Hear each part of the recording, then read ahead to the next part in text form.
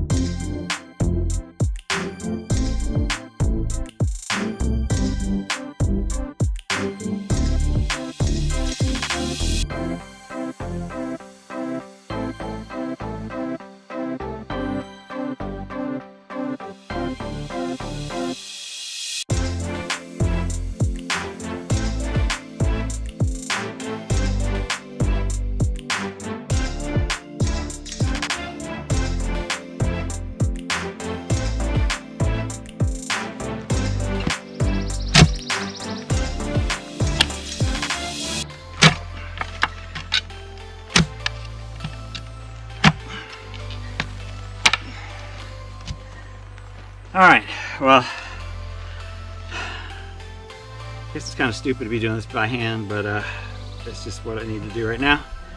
At least the smart thing I did was started that side while it was in the shade. Now it's in full sun. This was in full sun, now this is in the shade, so that part worked out. And that was evidently the harder ground over there, because this one's going really well.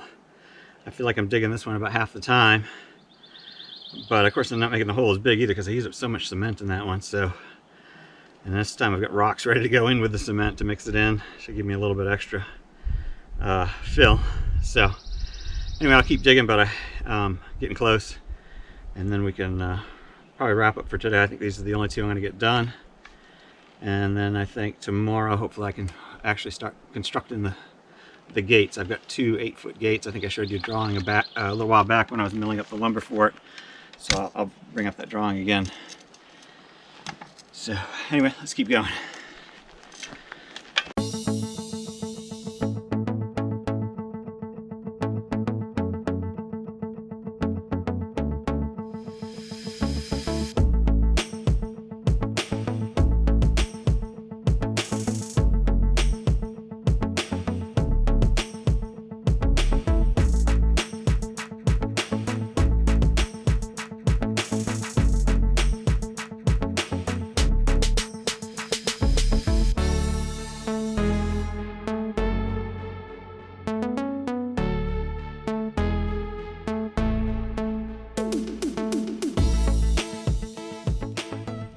All right, I'm gonna wrap it up here.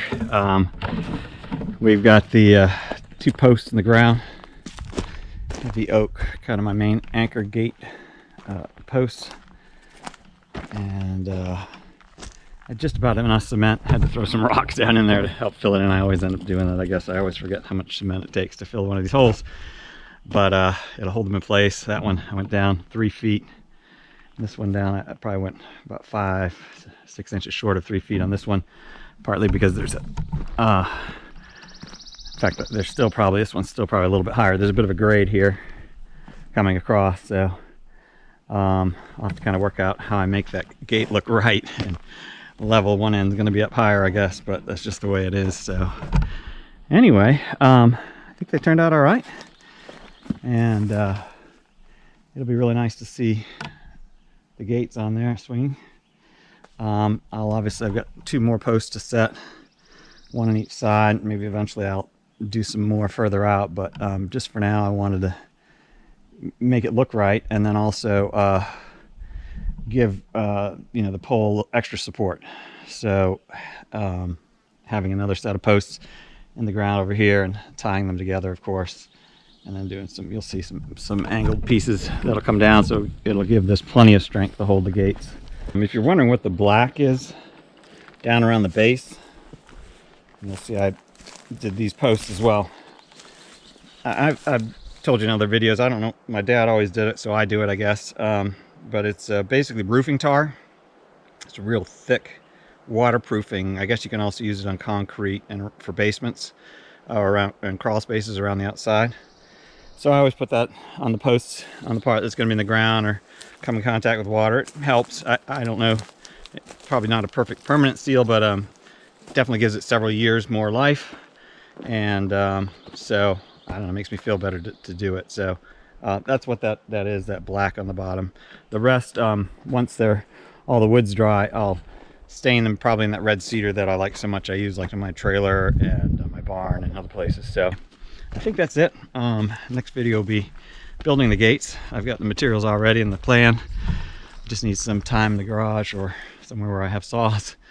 And so hopefully tomorrow I'll be working on that, but that hopefully will be the next video. For now though, as always, thank you for watching. Thank you for helping me create things, fix things, and enjoy God's amazing creation all around us. And